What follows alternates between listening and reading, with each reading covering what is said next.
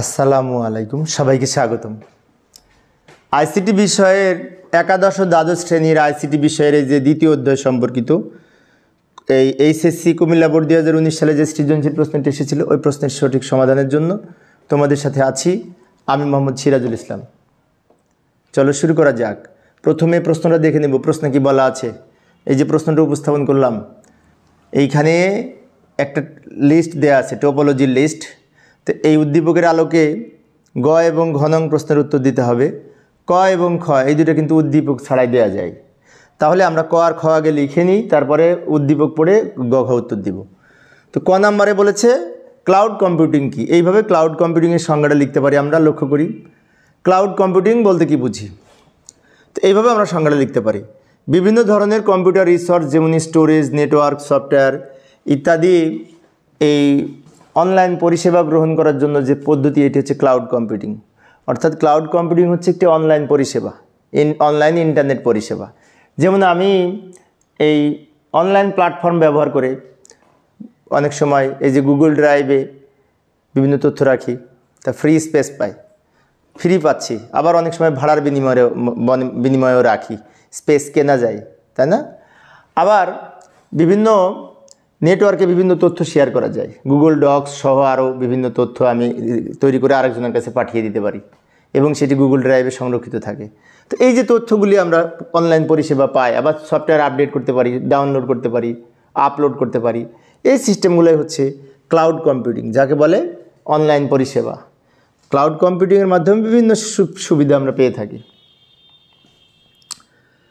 এবার উদ্দীপকে ফিরে এলাম। উদ্দীপকের খ নাম্বারে বলেছে হাবের চেয়ে সুইচ উত্তম, ব্যাখ্যা করো। হাব এবং সুইচ দুইটাই কিন্তু ইন্টারনেট কানেক্টিভিটি ডিভাইস, মানে দুইটার মাধ্যমে ইন্টারনেট কানেক্ট করা হয়। তো দুইটার মধ্যে একটু পার্থক্য আছে।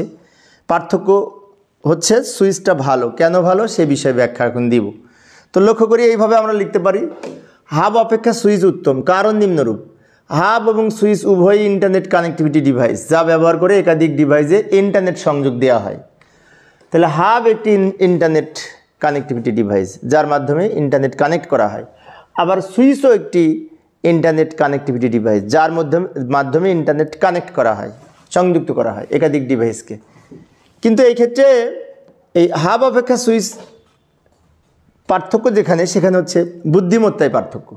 হাব এবং সুইচের পার্থক্য হচ্ছে বুদ্ধিমত্তায়, মানে হাবের বুদ্ধি নাই, সুইচের বুদ্ধি আছে। এই যে লক্ষ্য করি, কারণ হাবের ভেতরে বুদ্ধিমত্তা নেই, ফলে বিভিন্ন ডিভাইসে নেটওয়ার্ক শেয়ার করার সময় সকল ডিভাইসে নেটওয়ার্ক সংযোগ তৈরি করে। যতগুলি ডিভাইস থাকবে এখানে সংযুক্ত, সবগুলোতে সে কানেক্ট করবে, বিস করবে না, কোনো যাচাই বাছাই করবে না। ফলে হাবে ডেটা সংঘর্ষের আশঙ্কা থাকে এবং সিগন্যালে জ্যাম পড়ে যায়। তাহলে হাবের বিষয়টি হচ্ছে যতগুলো পোর্ট থাকবে, সব যে সমস্ত নেটওয়ার্ক ওখানে যে সমস্ত ডিভাইসগুলি থাকবে, সব ডিভাইসগুলিতে নেটওয়ার্ক কানেক্ট করে দেবে, কোনো চিন্তা করবে না। আর সুইচ কি করে?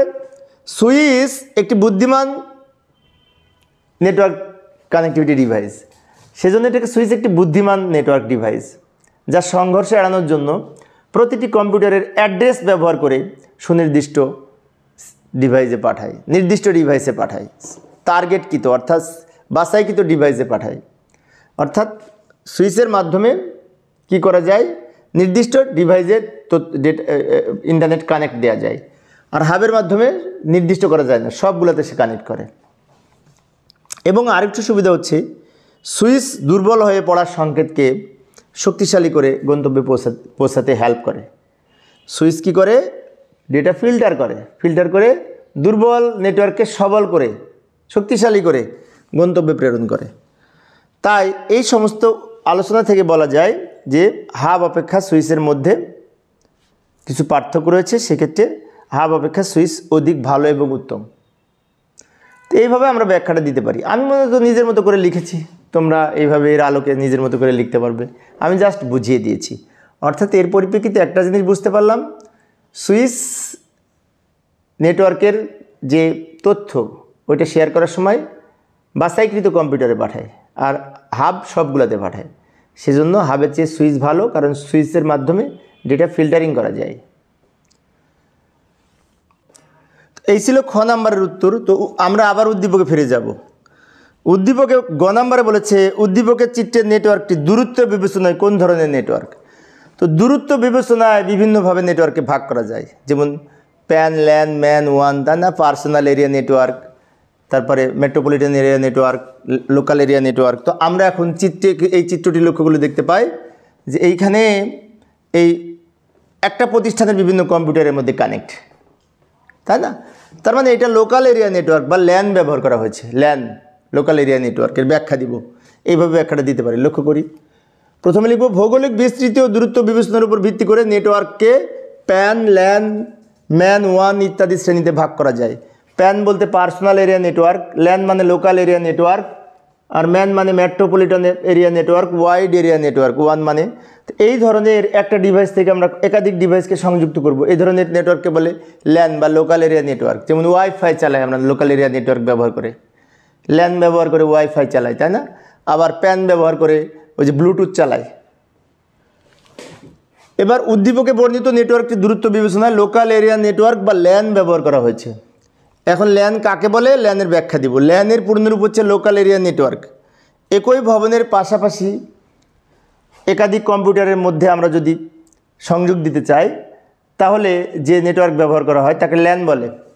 একই ভবনে বা ব্যক্তির বিভিন্ন ডিভাইসের মধ্যে সংযুক্ত করা হয়, তো এই ধরনের নেটওয়ার্ককে ল্যান বলে। একটা বিল্ডিংয়ের মধ্যে একাধিক ডিভাইসে যুক্ত করব। এখন এই ল্যান নেটওয়ার্ক ব্যবহার করে ওয়াইফাইয়ের হটস্পট তৈরি করা হয়, এটাও আমরা খেয়াল রাখব। ওয়াইফাই চালাই আমরা ল্যান ব্যবহার করে। ল্যান সম্পর্কে আরেকটু ব্যাখ্যা দিতে হবে। ল্যানের আমরা কিছু বৈশিষ্ট্য সুবিধা এগুলো লিখব। ল্যানের কিছু বৈশিষ্ট্য, ছোট বা মাঝারি অফিসের জন্য ল্যান ব্যবহার করে, ল্যান্ড না কিন্তু ল্যান প্রিন্টার, মডেম, স্ক্যানারের মধ্যে আমরা যুক্ত করে সাশ্রয় করা যায় এই ল্যান ব্যবহার করে। এছাড়াও ল্যানের স্থাপন রক্ষণাবেক্ষণ খরচ কম। এছাড়াও এই ধরনের নেটওয়ার্ক ব্যবহার করে আমরা অনেক সময় রিপিটার ব্যবহার করে এই 1 কিলোমিটার পর্যন্ত দূরত্বে এই নেটওয়ার্ক বিশেষ করে এক্সটেনশন করা যায়, বৃদ্ধি করা যায়। রিপিটার হচ্ছে স্পিড কমে গেলে আমরা যে ডিভাইস ব্যবহার করি স্পিড বাড়ানোর জন্য, তাকে রিপিটার বলে। ল্যানের মাধ্যমে অনেকগুলো ডিভাইস একসাথে নেটওয়ার্কে যুক্ত করা যায়, এটাও একটা সুবিধা। আবার এই bus topology, ring topology, star topology, T topology, যে কোনো টোপোলজি ব্যবহার করে ল্যান নেটওয়ার্ক তৈরি করা যায়। তো এই সমস্ত দৃষ্টিকোণ থেকে বলা যায় যে ল্যান প্রযুক্তিটা খুব গুরুত্বপূর্ণ, ল্যান নেটওয়ার্ক পদ্ধতি খুব গুরুত্বপূর্ণ। আবার উদ্দীপকে ফিরে এলাম। উদ্দীপকের ঘ নাম্বার পড়বো, ভালো করে পড়ি। উদ্দীপকের চিত্রে 1, 2, 3 নং কম্পিউটার, মানে 1, 2, 3 এটুকু কিন্তু রিং টপোলজি। 1, 2, 3 মিলে রিং টপোলজি হয়েছে। আবার বলছে 2, 3, 4, 5, 2, 3, 4, 5, এটার সাথে এটা কানেক্ট, এটার সাথে এটা কানেক্ট, এটার সাথে এটা কানেক্ট, এটার সাথে এটা, সবারটার সাথে সবারটা কানেক্ট, মানে এই নিচেরটুকু আবার ম্যাশ টোপোলজি। উপরেরটা রিং, নিচেরটা ম্যাশ, দুইটা টোপোলজি আছে এখানে। এখন বলছে এর মধ্যে কোনটি ভালো, কোনটি উত্তম, ব্যাখ্যা দাও। তাহলে আমরা এইখানে এই রিং টোপোলজি সম্পর্কে কিছু লিখব, আবার ম্যাশ টোপোলজির সংজ্ঞা সহ আরও কিছু লিখব। শেষে বলবো ম্যাশ টোপোলজি ভালো, রিংয়ের চেয়ে ম্যাশ ভালো। কেন ভালো এবার আমরা ব্যাখ্যা দিব। যায় এই যে উদ্দীপকে বর্ণিত এই চিত্রটি আবার লিখলাম আমি। উদ্দীপকে বর্ণিত 1, 2, 3 কম্পিউটারের মাধ্যমে গঠিত নেটওয়ার্ক রিং টপোলজি। এই যে এই 1, 2, 3 এটুকু দ্বারা রিং টপোলজি, রিং। আবার 3, 4, 5, 6, 3, 4, 5, 2, 3, 4, 5 এটা দিয়ে আবার ম্যাশ টোপোলজি।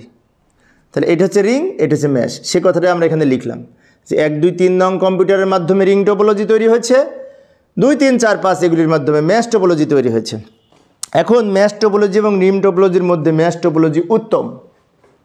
তো এখন 4 মার্কসের প্রশ্ন, ঘ নাম্বার। এইটুকু লিখলে তো হবে না, সেজন্য ম্যাশ টোপোলজির সম্পর্কে লিখব কিছু, তার সুবিধা লিখব। রিং টোপোলজির সম্পর্কে লিখব, তার সুবিধা অসুবিধা লিখব। লাস্টে বলবো ম্যাশ টোপোলজি ভালো। যাই এবার আমরা ম্যাশ টোপোলজি আর রিং টোপোলজির মধ্যে তুলনামূলক কিছু সুবিধা অসুবিধা দেখব। লক্ষ্য করে এইভাবে লিখতে পারি, ম্যাশ টোপোলজি ও রিং টোপোলজির মধ্যে তুলনামূলক পার্থক্য। প্রথমে লিখব যে কোনো একটি কম্পিউটারের সংযোগ বিচ্ছিন্ন করলে ম্যাশ টোপোলজিতে সমস্যা হয় না, কিন্তু রিং টোপোলজিতে সংযোগ বিচ্ছিন্ন করলে সম্পূর্ণ নেটওয়ার্ক অচল হয়ে যায়। অর্থাৎ ম্যাশ টোপোলজিতে যদি আমি একটা কম্পিউটারে সংযোগ বিচ্ছিন্ন করে দিই তাহলে অন্য কম্পিউটারগুলো চলবে, বাট রিং টোপোলজিতে চলবে না।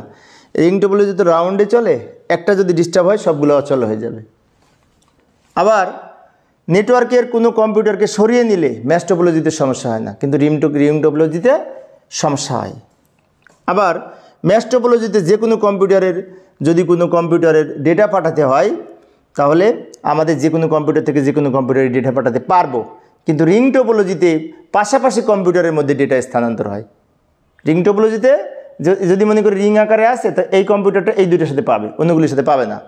বাট ম্যাশ টোপোলজি তো সবার সাথে সবার কানেক্ট, তাই সবাই সবারকে তথ্য শেয়ার করতে পারবে। রিং টোপোলজির তুলনায় ম্যাশ টোপোলজির গতি বেশি, ম্যাশ টোপোলজির স্পিড বেশি, আর রিং টোপোলজিতে স্পিড কম। কম্পিউটার বেড়ে গেলে রিং টোপোলজিতে স্পিড কমে যায়। তাহলে এইগুলো দেখে বলতে পারি ম্যাশ টোপোলজি ভালো।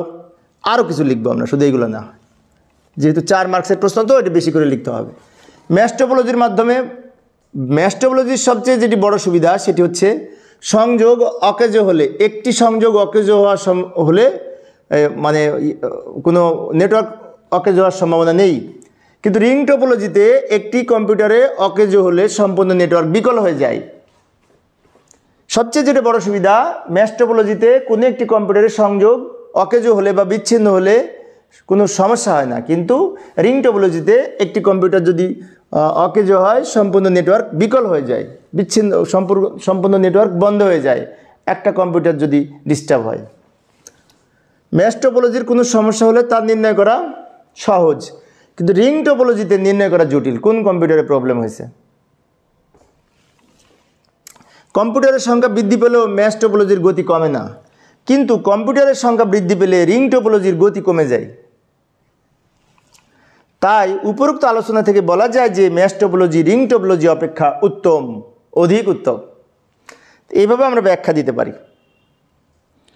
তো প্রিয় শিক্ষার্থী বন্ধুরা, এই ছিল আমার আজকের আলোচনা। আমি অল্প অল্প করে আলোচনা করি শিক্ষার্থীদের অনুরোধে। পরের ক্লাসটি দেখার আমন্ত্রণ রইল। খোদা হাফেজ।